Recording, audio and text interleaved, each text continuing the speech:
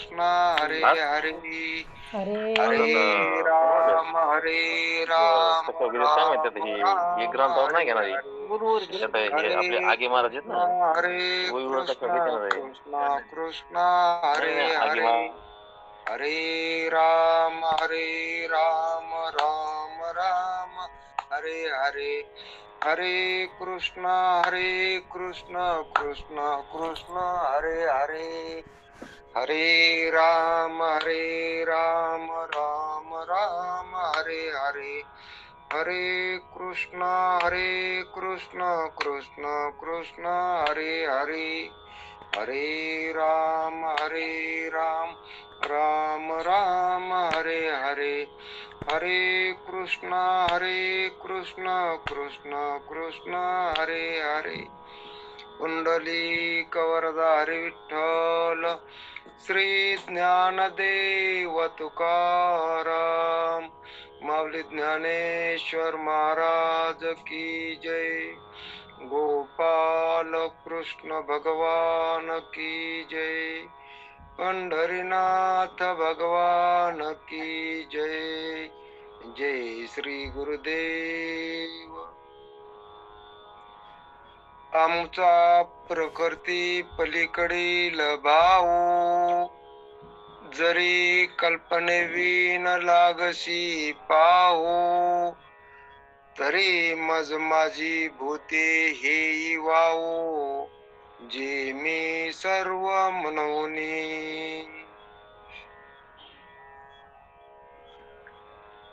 ज्ञानेश्वरी ग्रंथावरील 9व्या अध्यायातील 5व्या श्लोकावरती ओळी आहे. ज्ञानेश्वर महाराज या नरद्यात आलेल्या जीवाला उपदेश करतात की माऊली म्हणतात की जी काही मायेच्या पलीकडे असणारी जी आपली शुद्ध स्वरूप स्थिती आहे आणि ती शुद्ध असणारी स्वरूप स्थिती आपल्याला जर पाहावं किंवा ओळखून घ्यावं अशी जर आपल्या अंतःकरणात इच्छा निर्माण झाली तर माऊली म्हणतात की मग जे जे काही आपण भूतमात्रावर ज्या काही कल्पना केलेल्या आहेत तर त्या सर्व कल्पना टाकाव्या लागतील आणि मग सर्व कल्पना टाकून जर पाहिलं तर हे जे काही प्राणी मात्र आहेत तर हे सर्व प्राणी माझ्या ठिकाणी आहेत असं म्हणणं देखील व्यर्थच आहे. कारण मी आणि माझ्यामध्ये सर्व प्राणी आहेत असं बोलणं हे गौण आहे. कारण की जे जे काही सर्व आहे तर ते सर्व मीच आहे. एक मी वाचून दुसरं काहीच नाही असं ज्ञानेश्वर महाराज या ओवीमधून प्रतिपादन करत आहेत. तर या ओवीवर थोडक्यात चिंतन करायचं म्हटलं तर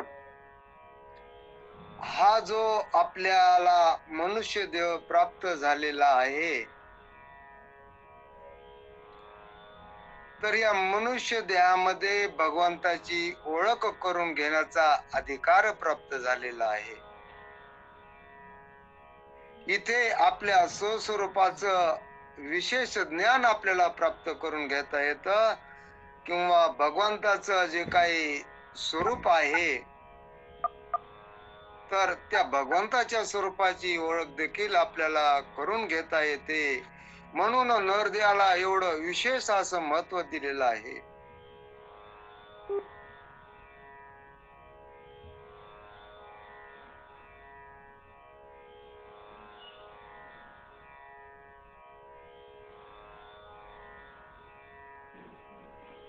भगवंताची भक्ती करायला हवी कारण भगवंताची भक्ती केल्याशिवाय आपल्याला सद्गुरूंची भेट होऊ शकत नाही. आणि जोपर्यंत सद्गुरूची भेट होत नाही तोपर्यंत आपल्याला यथार्थ आपल्या स्वरूपाची ओळख होऊ शकत नाही. म्हणून ज्ञानेश्वर महाराज या मनुष्य देहातल्या जीवाला उपदेश करतात की या देहात आलेल्या जीवानं एक तर भगवंताची भक्ती करावी. मग भक्ती करत असताना निष्काम भक्ती करावी, कामना रहित अशी भक्ती करावी. मग अशा कामना रहित भक्तीनं काय होतं की अंतःकरण शुद्ध होत असतं.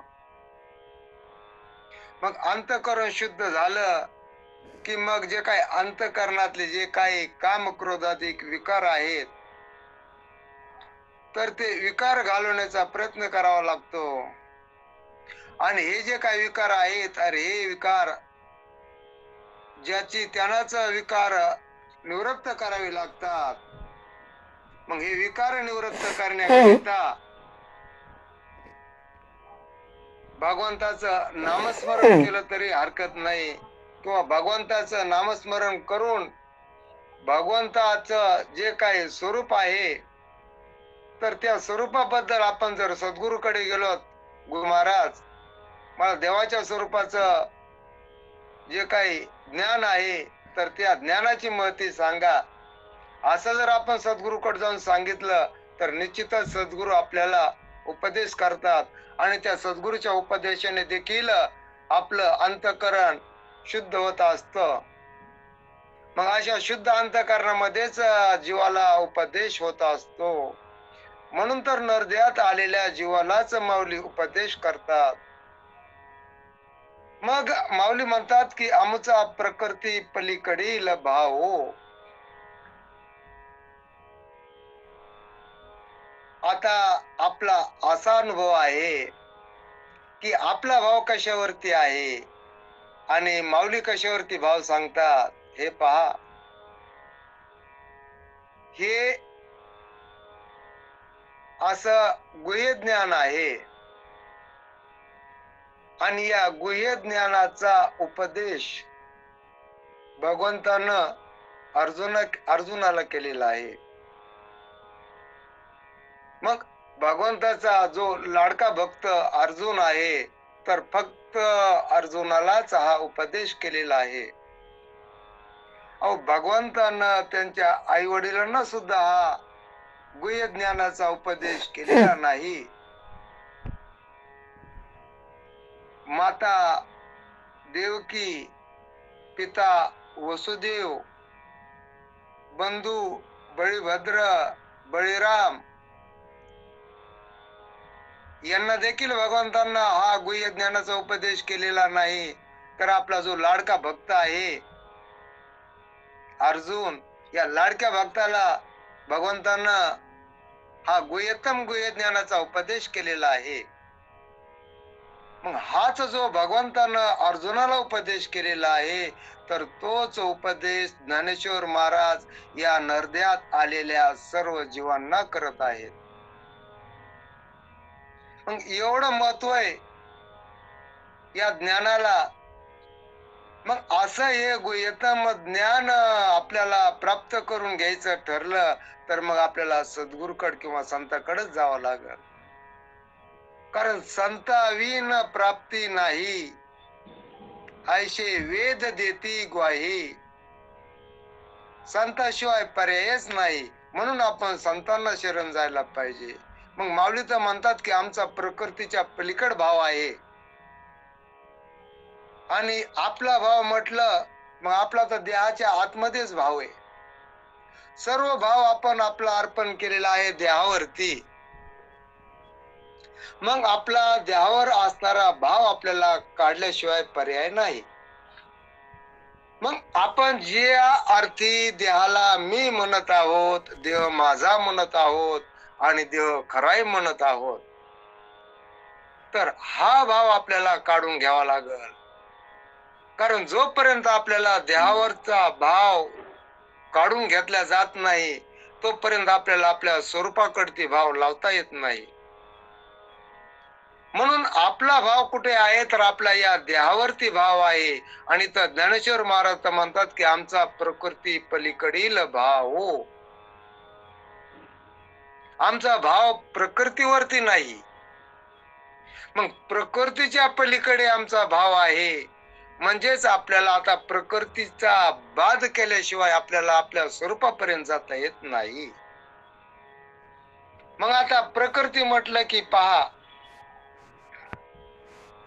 अष्टधा प्रकृती आहे.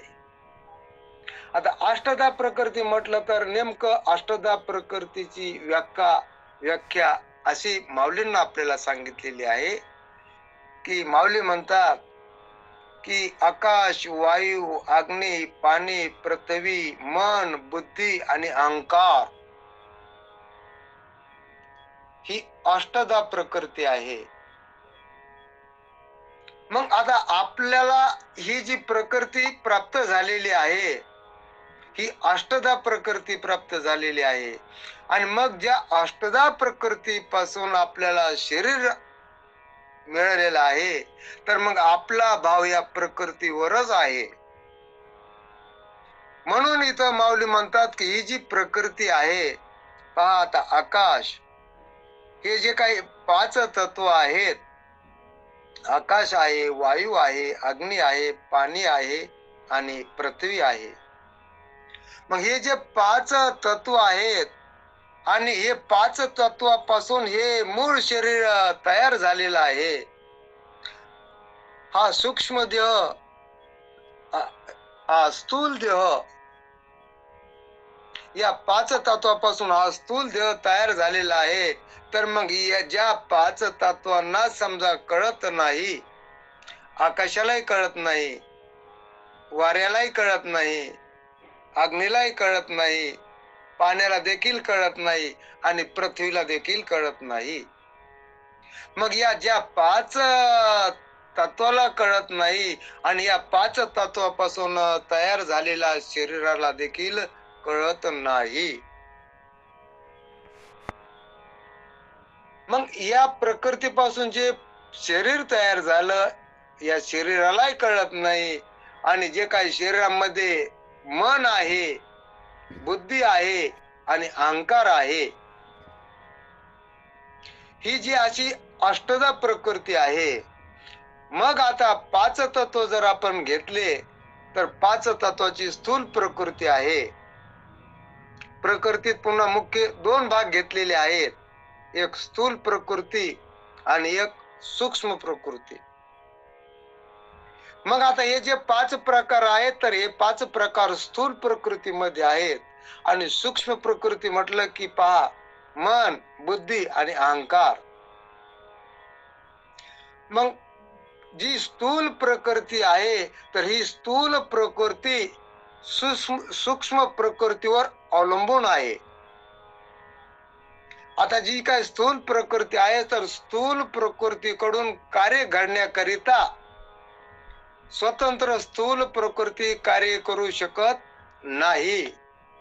मग ज्यावेळेस प्रकृतीकडून कार्य करून घ्यायचं असतं, तर त्यावेळेस तिथं सूक्ष्म प्रकृती असते. मग सूक्ष्म प्रकृतीच्या साह्यानं स्थूल प्रकृती कार्य करत असते. मग ही जी अशी अष्टधा प्रकृती आहे, मग या अष्टधा प्रकृती काय होत असतं की स्थूल प्रकृती सूक्ष्म प्रकृतीवर अवलंबून असते. मग असा दोन्ही प्रकृतीच्या सहयोगातून या प्रकृतीकडून व्यवहार घडला जातो किंवा कर्म घडलं जातं.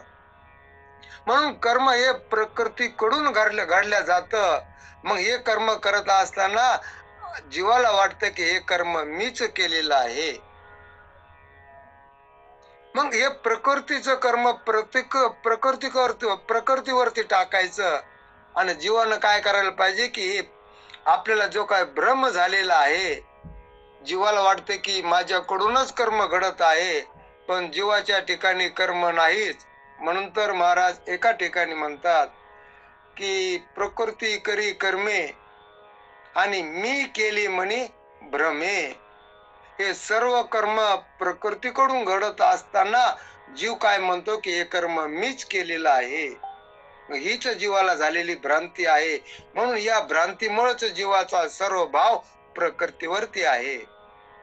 मग प्रकृतीला तर कळत नाही आणि ज्याला कळालं तो प्रकृती नाही. पहा, ही जी अष्टधा प्रकृती आहे, ही अष्टधा प्रकृतीला कळतच नाही. आणि ज्याला हे सर्व अष्टधा प्रकृती कळाली तर तो अष्टधा प्रकृती नाही. तर मग कोण आहे? तर तो प्रकृतीच्या पलीकडे आहे. म्हणून तर माऊली म्हणतात की आमुचा प्रकृती पलीकडील भाव. बरं, आता ही प्रकृती म्हटलं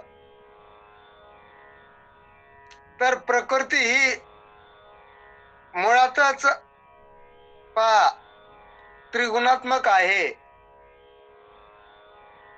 सत्व, रज आणि तम या त्रिगुणात्मक प्रकृती आहे. आणि या त्रिगुणात्मक प्रकृती असल्यामुळं प्रकृती कार्य हे सर्व त्रिगुणात्मकच आहे. आता मग प्रकृतीचं कार्य काय आहे? ही जी आकाश, वायू, अग्नी, पाणी, पृथ्वी, मन, बुद्धी आणि अहंकार ही सर्व प्रकृतीचंच कार्य आहे. मग या सर्वांना मिळून आपण प्रकृती असं संबोधलं. हे सर्व जे आहे, आता इथं शरीरापुरतं घेतलं तर आपण प्रकृती हे नाव घेतलेलं आहे. व्यष्टी आणि समष्टी इथं घेतलं आपण व्यष्टी म्हणून. मग आपल्यालाच या प्रकृतीचं अज्ञान आहे. आणि समष्टीमध्ये जे काही माया आहे तर मायेचे देखील अज्ञानच आहे. आता जे काही माया कार्य पंचतत्व आहेत, मग जर एक एक तत्वाचं आपण निरसन केलं तर प्रथमतः आकाशी वायू तत्व, आकाशी तत्व आहे, नंतर वायू तत्व आहे, अग्नि तत्व आहे, पाणी तत्व आहे आणि पृथ्वी तत्व आहे. मग ज्या आकाशात तत्वालाही कळत नाही, पहा की आकाश तत्वाला कळत नाही, या पाची तत्वाला कळत नाही. म्हणून ज्या पाच तत्वापासून हे शरीर तयार झालेलं आहे तर या शरीराला देखील कळत नाही. म्हणून प्रकृतीला कळत नाही आणि ज्याला कळत आहे तो प्रकृती नाही, तो प्रकृतीच्या अतीत आहे. मग प्रकृती ही त्रिगुणात्मक आहे आणि आपण तीन गुणाच्या पलीकडे आहोत.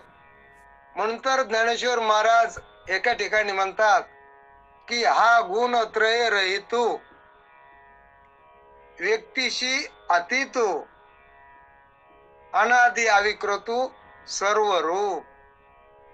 हा आत्मा सत्वादी तीन गुणांनी रहित आहे. तो आकाराच्याही पलीकडे आहे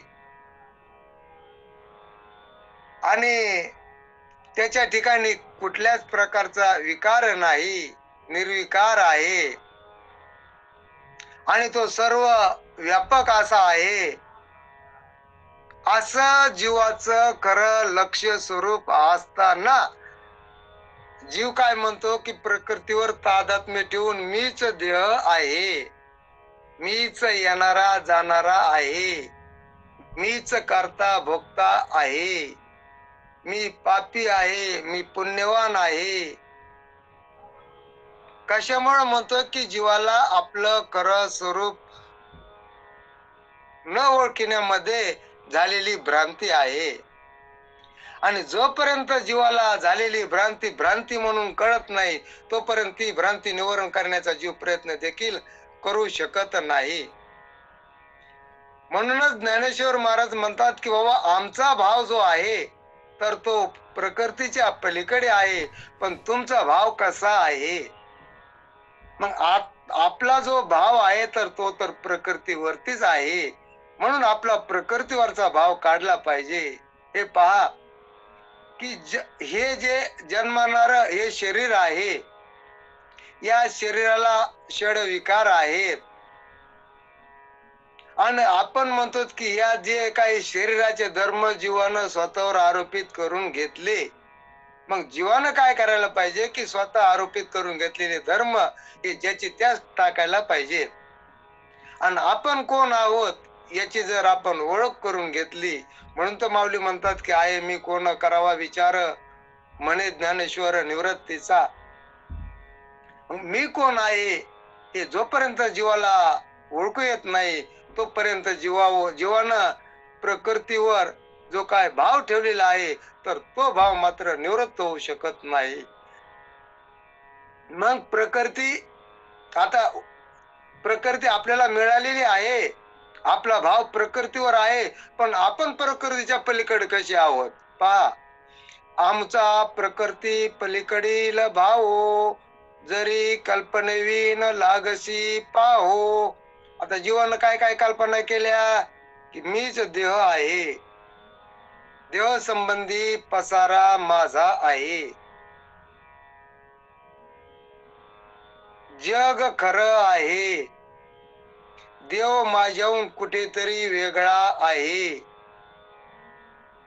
मीच या कर्माचा करता आहे, मीच भोगता आहे, मी पापी आहे, मी पुण्यवान आहे, मी येणार आहे, मी जाणार आहे, मी मनुष्य आहे. या ज्या काही सर्व कल्पना केलेल्या आहेत तर या सर्व कल्पना आपल्याला टाकून द्यावा लागतील. कशामुळे टाकून द्यावं लागतील की या केलेल्या कल्पना आहेत आणि ज्या ज्या काही कल्पना केलेल्या असतात कल्पना या खऱ्या नसतात. बर कल्पना कशा असतात असं म्हणायला जर जावं, कल्पना कशाची कल्पना केलेली असते, नको त्याची कल्पना केलेली असते आणि ती कशाच्या कशा देखील कल्पना केलेली असते. म्हणून जर कल्पना जर आपल्याला टाकायची मग मी देह आहे ही पहिली कल्पना टाकायची.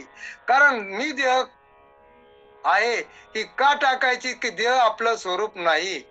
पहा हे स्थूल देह आहे, हा आहे जन्मणारा आणि स्थूल देह जन्मतो, स्थूल देह वाढतो, स्थूल देह काही काळानं बालक होतो, स्थूल देह तारुण्य होतो, स्थूल देह म्हातारा होतो आणि स्थूल देह शेवटी लय होत असतो. म्हणजे स्थूल देहाचाच मृत्यू होत असतो, म्हणजे स्थूल देह नाश होत असतो. हे सगळे धर्म स्थूल देहाच्या ठिकाणी आहेत. मग आपण या स्थूल देहाला जाणणारे स्थूल देहाहून वेगळे आहोत. मग जे जे आपल्याला जाणण्यात येत असतं तर ते आपलं स्वरूप नसतं, ते आपल्याहून वेगळं असतं. हा वेदांत शास्त्राचा सिद्धांत आहे. मग स्थूल देह आपण जाणला तर या स्थूल देहाचे आपण साक्षी आहोत. म्हणून स्थूल देह मी नाही. आता स्थूल देहामध्ये जे काय मन बुद्धी आणि अहंकार आहे तर हे सूक्ष्म देहाचे धर्म आहेत. मन बुद्धी आणि अहंकार हे सूक्ष्म देहाचे धर्म आहेत. मग सूक्ष्म देह मी नाही, सूक्ष्म देह येणारा आणि जाणारा आहे. मग जे काही संकल्प विकल्प हे मनाचे धर्म आहेत. पाप पुण्य मनाचा धर्म आहे, करते भोगतेपणा मनाचा धर्म आहे. आणि बुद्धी म्हटलं की बुद्धीच्या ठिकाणी निश्चय होत असतो. जो जो काही निश्चय होत आहे तर तो सर्व निश्चय बुद्धीच्या ठिकाणी होत आहे. म्हणून मनाचे धर्म मनावर टाकले, बुद्धीचा धर्म जर बुद्धीवर टाकला तर मग आपण मनाहून वेगळे आहोत, बुद्धीहून वेगळे आहोत. कारण या न करण्यामध्ये आपण देहाचा अहंकार धारण केलेला आहे. म्हणून अहंकार देखील हा सूक्ष्म देहाचाच धर्म आहे. म्हणून हे तिन्ही आपण जर टाकले आणि या तिन्हीचं जर आपण साक्षीत्व केलं तर मग आपण या तिन्ही मन बुद्धी अहंकार या तिन्हीहून देखील आपण वेगळे आहोत. मन कोणाला कळालं? मन आपल्यालाच कळालं. आपलं मन आपल्यालाच कळत. आता इथं चिंतनामध्ये हजर राहण्यासाठी एक मन वाटतं आपलं थोडं काम राहिलेलं आहे, चिंतनात बसावा का नाही बसावा. पुन्हा लगेच मन असा संकल्प करत, पुन्हा लगेच बुद्धी निश्चय करते नाही नाही आज आपल्याला सत्संगामध्ये आपल्या याच्यात बसायलाच पाहिजे, आपण चिंतन करायलाच पाहिजे, आपण श्रवण करायलाच पाहिजे. असं परत बुद्धी निश्चय करते आणि मग आपण या चिंतनामध्ये हजर राहत असतो. मग हे सगळे धर्म मनाचे धर्म आणि बुद्धीचे येतं. मन संकल्प करत, मनातच विकल्प असतात. हे पहा मन बदलतं. बालपणीचं मन वेगळंच होतं, तारुण्यपणातलं मन वेगळंच होतं आणि वार्धक्यातलं मन वेगळंच होतं. मन सतत बदलत असतं. पहा, बुद्धी सुद्धा बदलते. बुद्धीचे आता 60 बुद्धी झाली नाटी आपण नेहमी म्हणतो. 60 वर्ष झाले की बुद्धी पागल होत असते. बुद्धी पूर्वीसारखी राहत नसते. बुद्धीतही बदल होत असतो. बुद्धीचे तरंग पालटती क्षणोक्षणा रंग.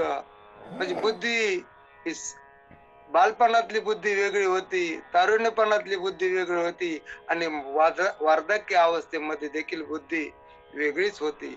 म्हणून सतत बुद्धीमध्ये देखील बदल आहे, मनात बदल आहे, बुद्धीत बदल आहे. म्हणून हे जे जे बदलत असतं तर ते आपलं स्वरूप नसतं, ते आपल्याहून वेगळं असतं.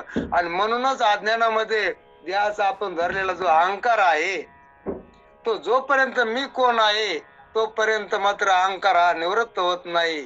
कारण अहंकार हा धरलेला आहे. जीवानं देहाचा अहंकार धरलेला आहे, म्हणून जीवाला तो अहंकार टाकता येतो.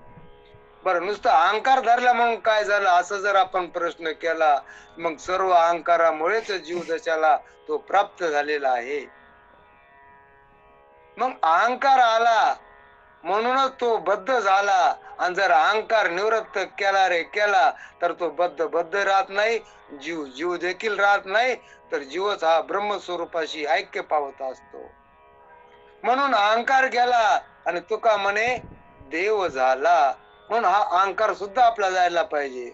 म्हणून आपण देह नाही, देह खराय नाही. कारण देह सतत बदलत, सतत देहाचा बदल आहे आणि शेवटी कसं स्वभावताचा नाश आहे. म्हणून देह मी नाही, देह माझा का नाही, तर देह हा पंचतत्वाचा, देह हा अनिला पाताचा उसना शेकी ज्याची त्यास देणे लागे. मग देह हा 5 तत्वाचा उसना आपल्याला देवाने दिलेला आहे, तर तो शेवटी देवाला आपल्याला परतच करावा लागेल. म्हणून आपण एक साधन म्हणून या देहाचा वापर करायचा.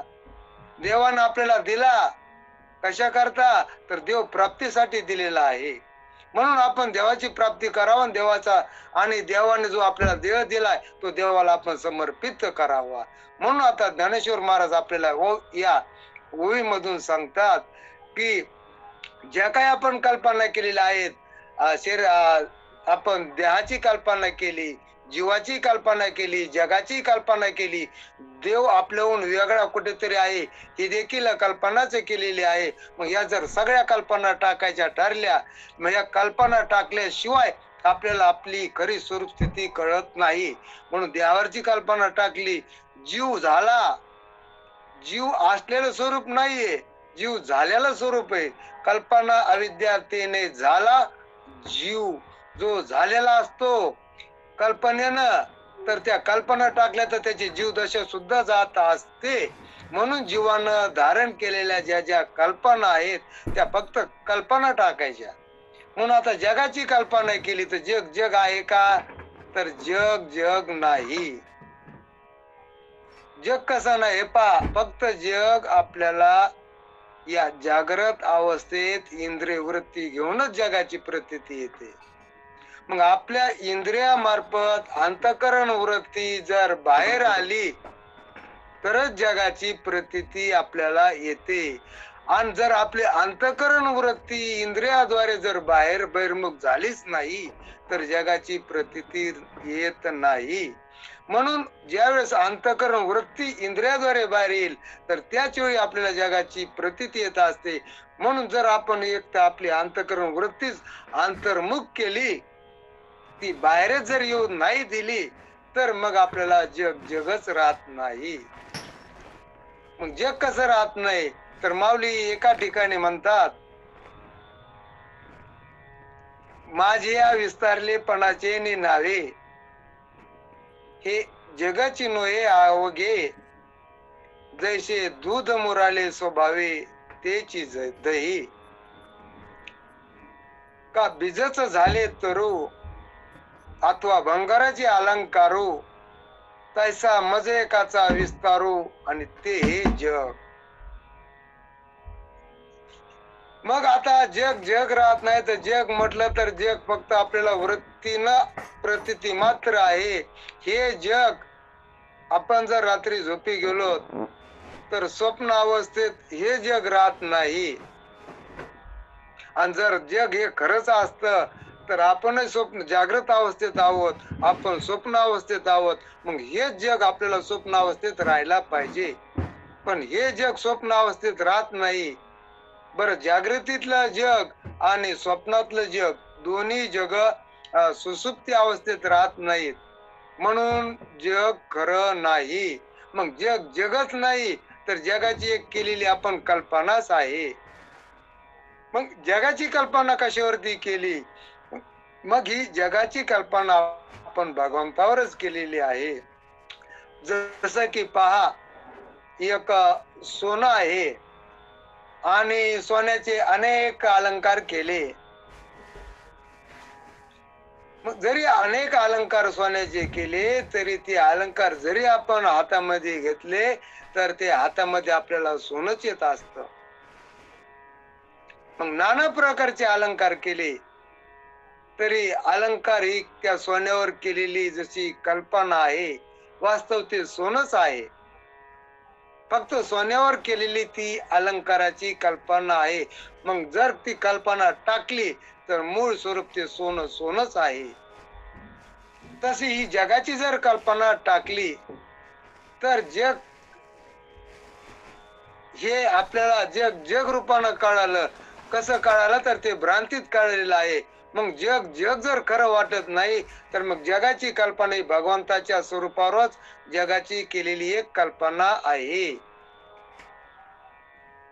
वास्तव विचार केला तर जगच नाही तर हे फक्त भगवंताचंच व्यक्त स्वरूप आहे. जे भगवंताचं अव्यक्त स्वरूप होतं तर तेच व्यक्त स्वरूप झालं आणि त्या व्यक्त स्वरूपाला आपण जग असं संबोधतो.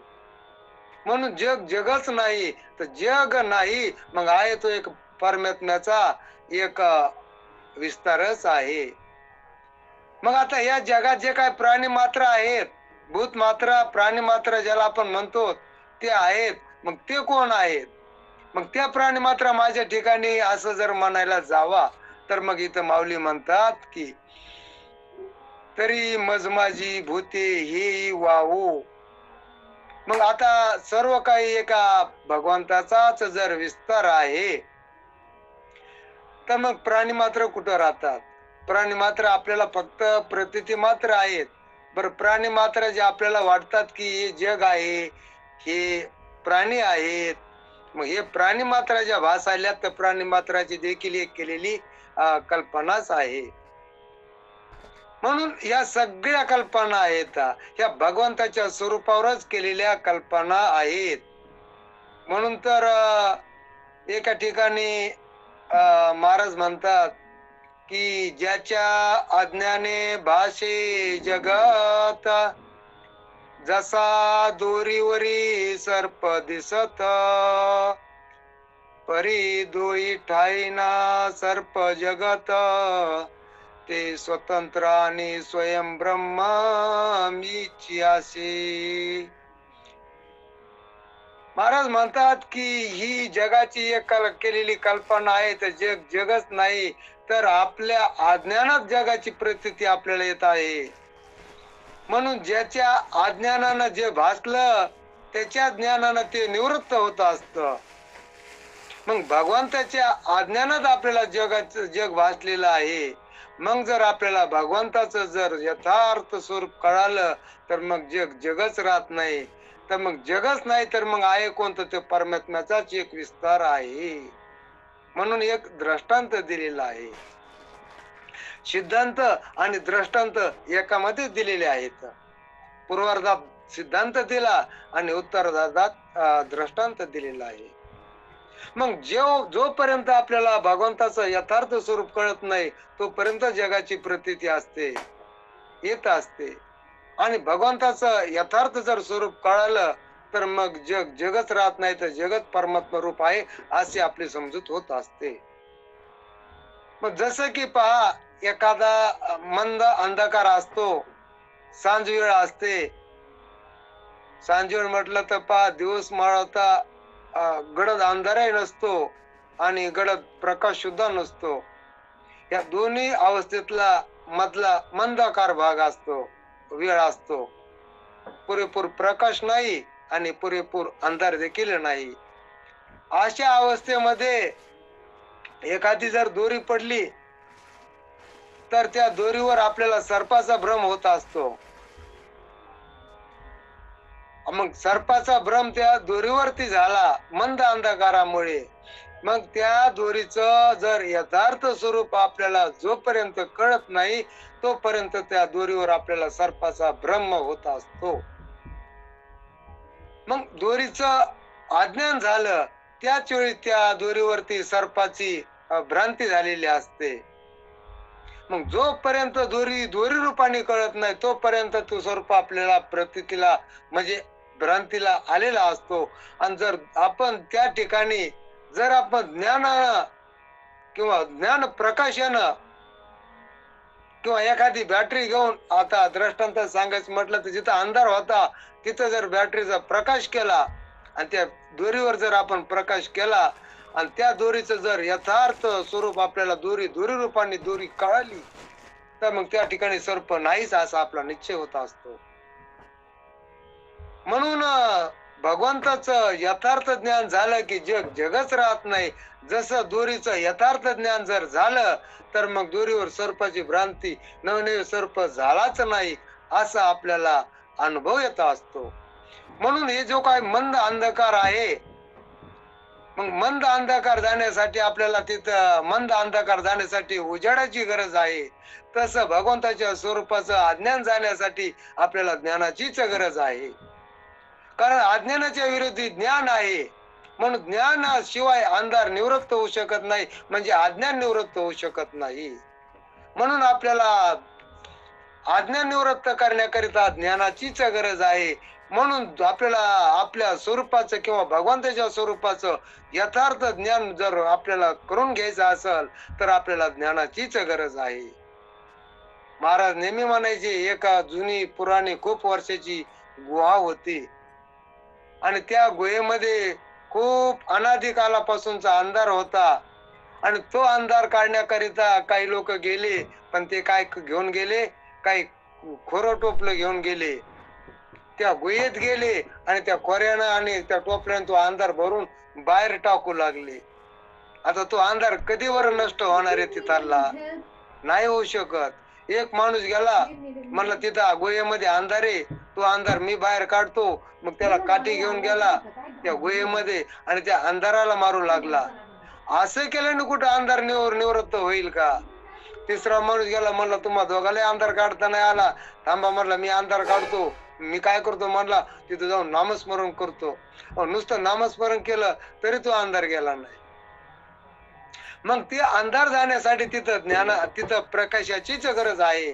तसं आपल्या स्वस्वरूपाचं अज्ञान आहे, हे अज्ञान जाण्याकरिता आपल्याला ज्ञानाचीच गरज आहे. मग हे ज्ञान कुठे? हे ज्ञान संतांकडे आहे. मग तेच ज्ञान इथं माऊली सांगतात आपल्याला की आमचा प्रकृती पलीकडील भाऊ, जरी कल्पनवीन लागसी पाहू, तरी मज माझी भूते ही वाहू, जे मी सर्व मनोनी. आता हे जे काय भूत मात्र आहेत, हे जग आहे, या सर्व केलेल्या कल्पना आहेत, या सर्व भगवंताच्या स्वरूपावर केलेल्या कल्पना आहेत. जसं की सोन्यावरच केलेली अलंकाराची कल्पना आहे. मग ह्या सगळ्या कल्पना जर टाकल्या तर मग प्राणी मात्र माझ्या ठिकाणी आहेत असं म्हणणं देखील गौणच आहे. जे काय जगात प्राणी मात्र दिसायल्यात आपल्याला, भूत मात्र दिसायल्यात. मग आता हे प्राणी वेगळे, जग वेगळं, देव वेगळा आणि मी वेगळा, हे जे काही द्वैत भाव आहे, हा द्वैत भावच निवृत्त होता असतो. कारण हा द्वैत भाव जोपर्यंत जात नाही तोपर्यंत आपल्याला प्रकृतीच्या पलीकडे आपली शुद्ध स्वरूप स्थिती पाहताच येत नाही. म्हणून आपली जी शुद्ध स्वरूप स्थिती आहे ही प्रकृतीच्या पलीकडे आहे. आणि ही जर पाहायचं ठरलं तर मग या ज्या आपण केलेल्या कल्पना आहेत, या सगळ्या कल्पना बाजूला टाकाव्या लागतात. म्हणूनच ज्ञानेश्वर महाराज एका ठिकाणी म्हणतात की अथवा भूते ना माझ्या ठाई आणि भूता माझी मी नाही, या खुना तू काही चुकू नको. सहज विचार करून पाहिलं तर म्हणले की माझ्या ठिकाणी भूत मात्रा प्राणी मात्रा नाही आणि मी पण या भूत मात्रेत नाही, कारण की सर्व काही मीच आहे. मग सर्व काही मीच आहे तर माझ्यामध्ये प्राणी सुद्धा नाहीत आणि मी प्राण्यामध्ये नाही, हे वर्मय म्हटले.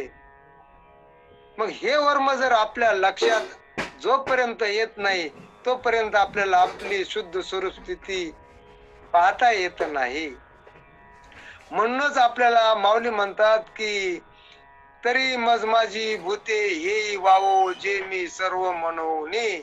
इथं माऊली म्हणतात की सर्व जो काही विस्तार आहे तर तो सर्व विस्तार माझ्याच स्वरूपाचा आहे. मग जे जे काय आपल्याला भासायले प्रतीतीला या लागले तर तो सर्व विस्तार माझाच आहे. म्हणून इथं मीच सर्व आहे. मग मीच जर सर्व आहे तर मग इथं भूत मात्र देखील या सर्व कल्पितच आहेत.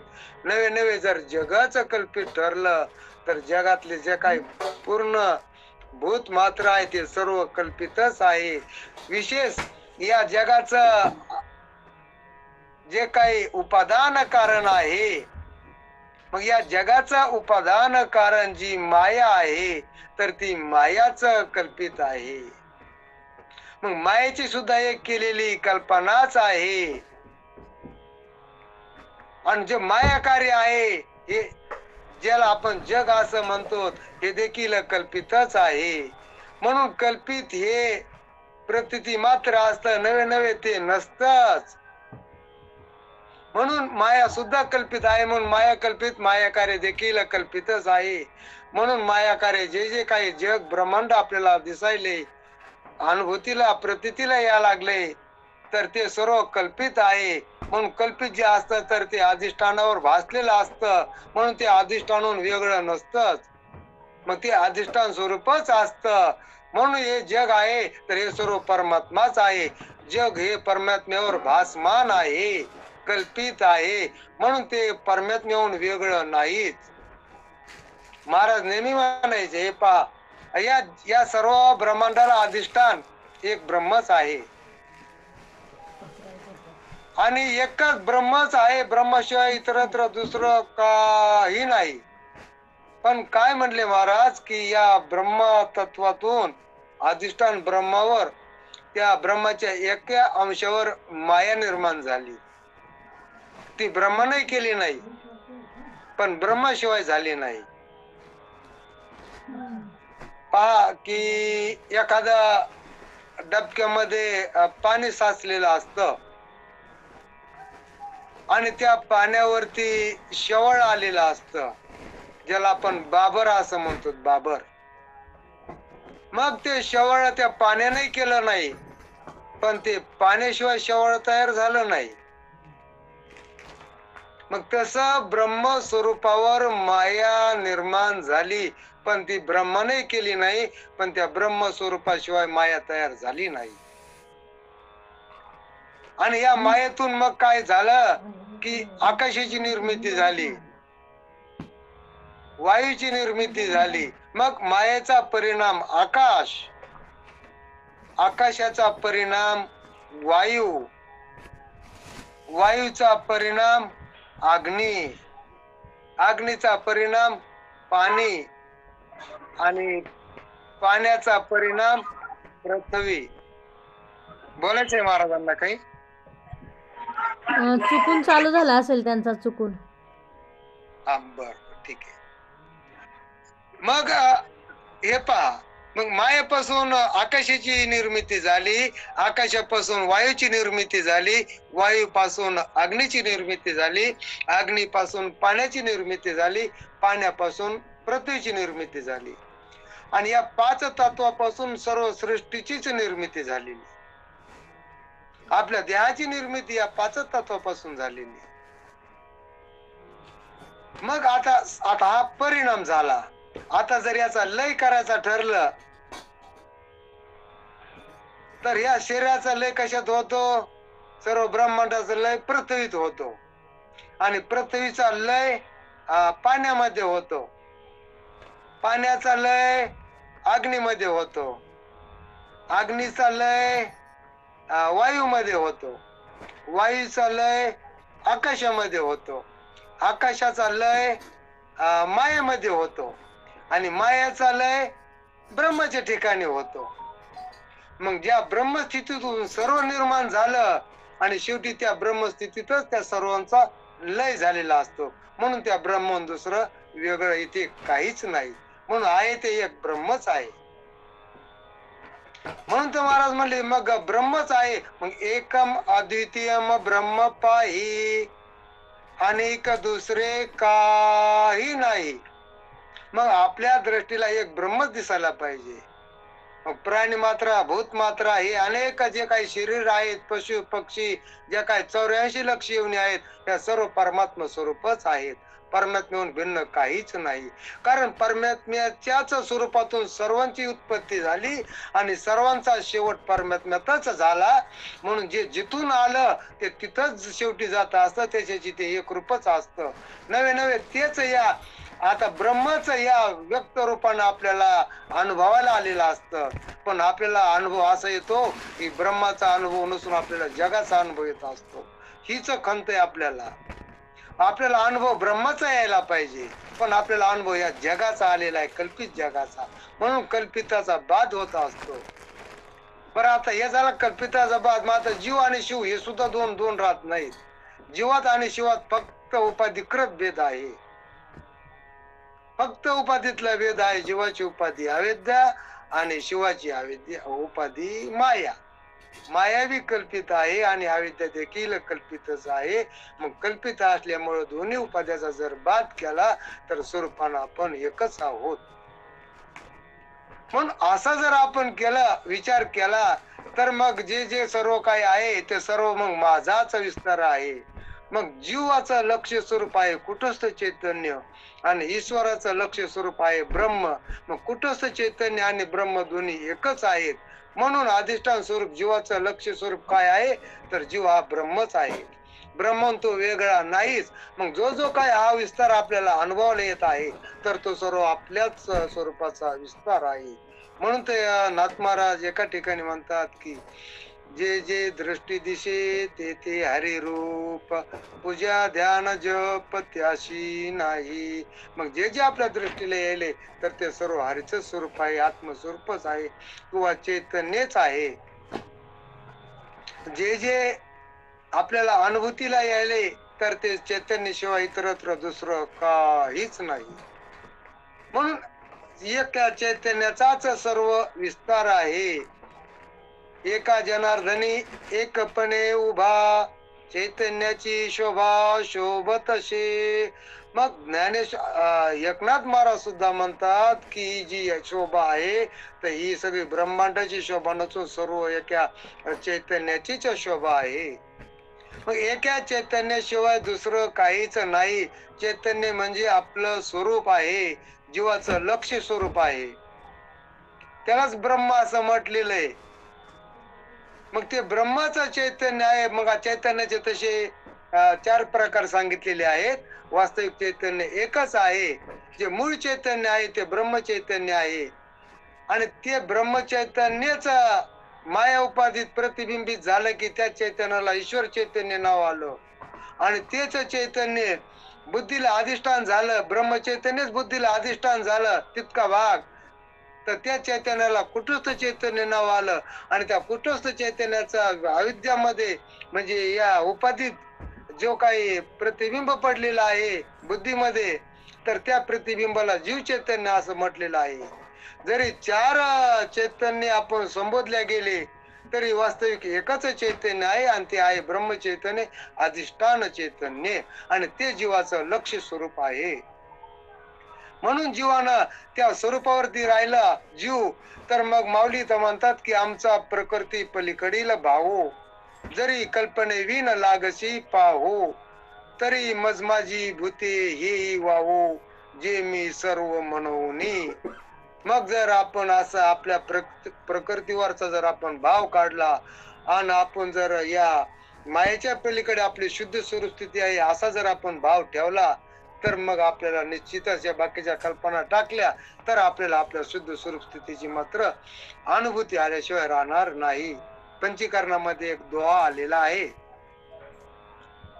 तर तो दोहा असा आहे की ज्या नाही पिंड ब्रह्मांड नहीं, ज्या नहीं पिंड ब्रह्मांड नहीं, नहीं एक त्या नहीं, प्रकृती पुरुष ज्या नहीं, स्वयं प्रकाश सतसोय. ज्या ठिकाणी प्रकृती नाही आणि पुरुषही नाही, म्हणजे माया नाही आणि ईश्वर देखील नाही, तिथं एकही म्हणता येत नाही आणि दोनही म्हणता येत नाही. मग असं जिथं एकही म्हणता येत नाही, दोनही म्हणता येत नाही, प्रकृती नाही आणि पुरुष देखील नाही, तर याच्याही पलीकडे जी आपली असणारी आत्मस्वरूप स्थिती आहे, मायेच्या पलीकडे आणि पुरुष म्हणजे ईश्वराच्याही पलीकडे असणारी आपली शुद्ध स्वरूप स्थिती आहे. आणि ती जर शुद्ध स्वरूप स्थिती आपल्याला पाहायची ठरली तर मी तर ज्ञानेश्वर महाराज आपल्याला म्हणतात की मग जरी कल्पनेवीन लागसी पाहो, तरी मज माझी भूते ही वाहो, जे मी सर्व मनोनी. मग अशी जी आपली शुद्ध स्वरूप स्थिती आहे तर ती मायेच्या पलीकडे आहे. मग या केलेल्या सगळ्या कल्पना इथंच आपण टाकल्या तर मग कल्पनेच्या पलीकडे आपली शुद्ध स्वरूप स्थिती आहे आणि ती पाहायची ठरली तर मग या कल्पना आपल्याला सगळ्या टाकाव्या लागतात.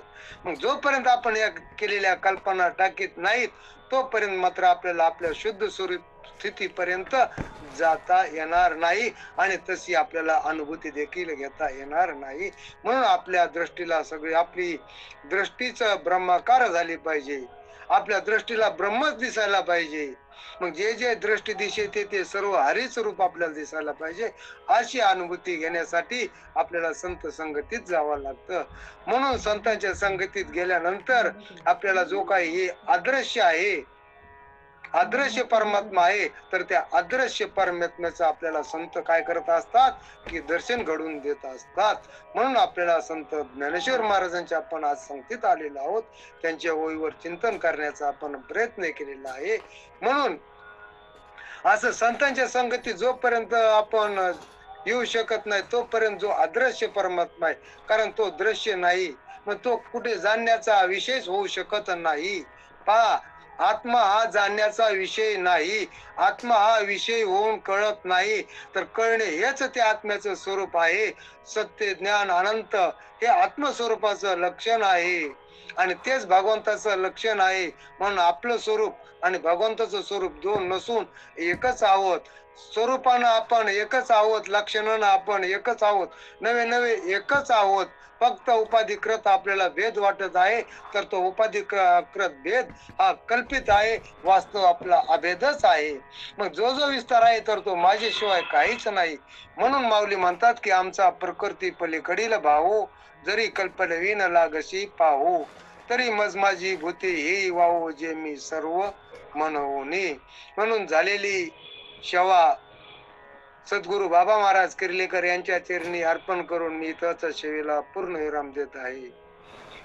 पुंडलिक वरदा हरी विठ्ठल, श्री ज्ञानदेव तुकाराम, माऊली ज्ञानेश्वर महाराज की जय, गोपाल कृष्ण भगवान की जय, पंढरीनाथ भगवान की जय. विठ्ठल विठ्ठल विठ्ठल विठ्ठल विठ्ठल विठ्ठल विठ्ठल. रामकृष्ण हरी. पसायदान घ्या महाराज, पसायदान घ्या. पसायदान. आता रामकृष्ण हरी महाराज. के देवी येणे वाग यत्न तोषावे, तोषोनी मज द्यावे दान हे, जे कळांची व्यंकटी सांडो, तया सत्कर्मी रती वाढो, भूता परस्पर मैत्र जीवांचे, तुरिदांचे तिमिर जाओ, विश्व स्वधर्म सूर्य पाओ, जो जे वांछील तो तिला हो प्राणी जात. वर्षात सकळ मंगळी ईश्वर निष्ठांची मांदियाळी. अनवरत भूमंडळी भेटो तया भूता. चला कल्पतरूंचे आरव चेतना चिंता मनीचे गाव. बोलते जे अर्णव पियुषांचे चंद्रमेचे अलांचन. मार्तंडचे तापहीन ते सर्वाही सदा होतु.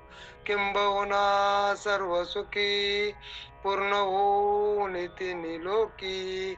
भजिजो आदि पुरुषी अखंडित आणि ग्रंथोपजीवी विशेषी लोकी. द्रष्टा द्रष्ट विजयो आविजी. हेत म्हणे श्री विश्वेश्वराओ हा होईल दान पसाओ. येणे वरे ज्ञान देवो सुखिया झाला. येणे वरे ज्ञान देवो सुखिया झाला. येणे वरे ज्ञान देवो सुखिया झाला. ओम शांती शांती.